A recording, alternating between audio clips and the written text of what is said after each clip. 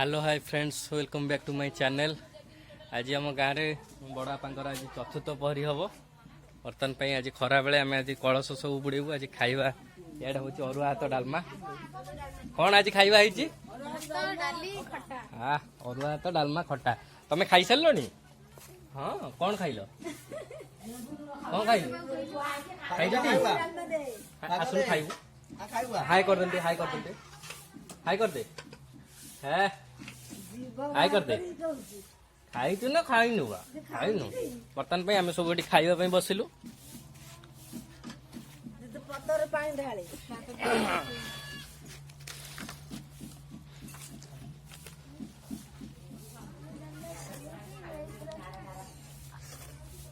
खाइबू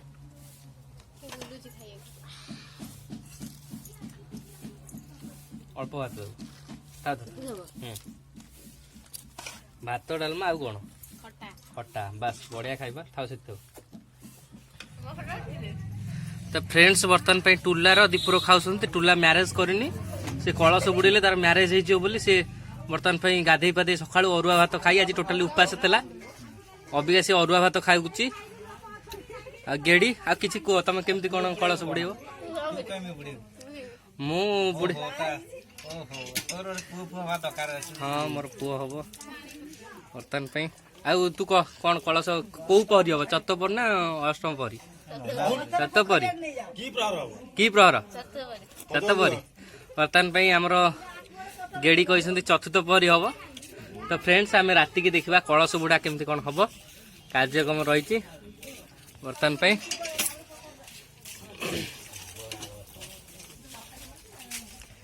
एपटे आमर राजा आ ये बर्तमान पे कौन अभी चंदन बर्तमान पे खाऊ। तुम सब कलश बुड़े बटे? हाँ तू राजा कलश बुड़े उठी कलश बुड़े हौ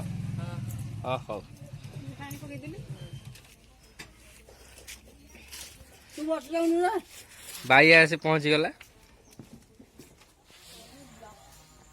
तो फ्रेंड्स बर्तमान पे रेडी हो गला।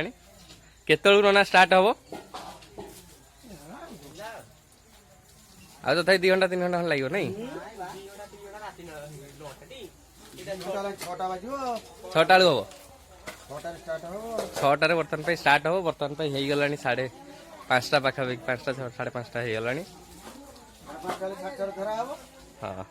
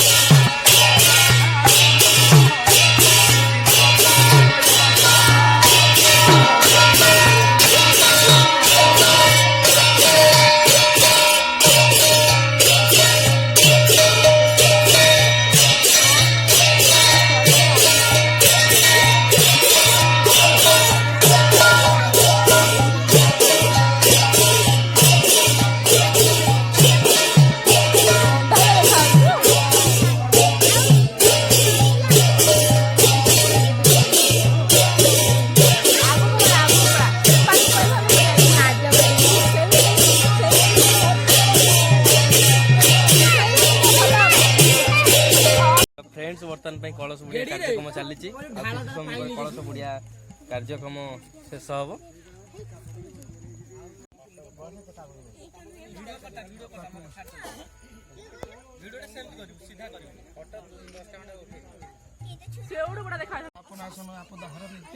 लक्ष्मी वसती सर्वदा ओम गंगेश जमुनेश्वर गोदावरी सरस्वती नर्मदे सिंधु कावेरी जलस्मिनी सन्निहित कुरु ओम कुरुक्षेत्र गया गंगा प्रवास पुष्कराणी चैतानी पूर्वती थानी स्नान काले भवन्ति ओम गंगेश जमुनेश्वर गोदावरी सरस्वती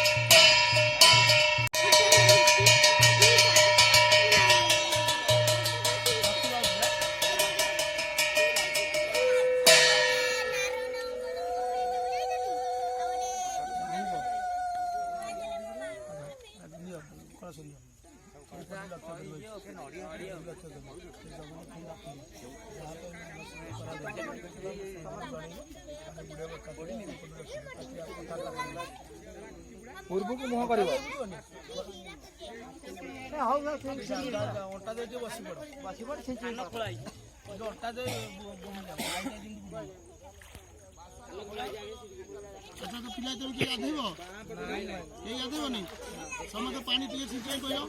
तो फ्रेंड्स बर्तमान कलश बुड़ा यात्रा शेष हम आ कि समय पर कर्ता कलश बुड़ौंट कलश यात्रा आउे आम समस्ते कलश बुड़ेलु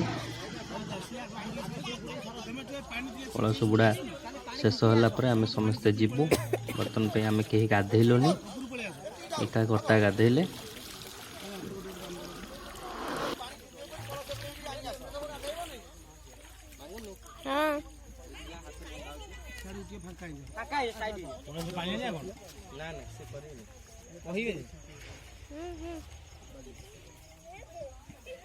पानी छिंची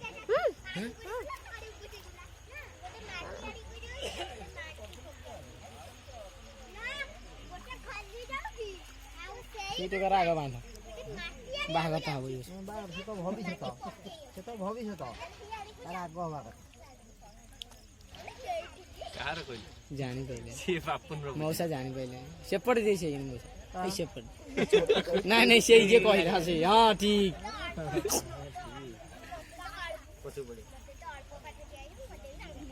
बर्तमान में हमर सब एटा कोन ना एटा कोन पई बंधा होची एटा तुम ढिकिया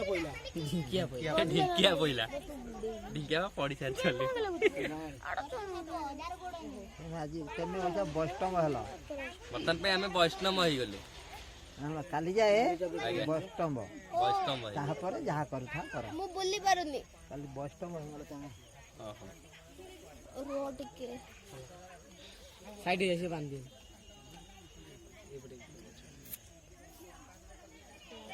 ठीक टाइम रे कलस्टा बुडा मागु डाकुन छे माउस तमे जाओ ना पानी दियो कॉफी आनी पर ये करिवे पानी नहीं से जाऊ देखियो दियो मोबाइल लगे रख दी मांगो ना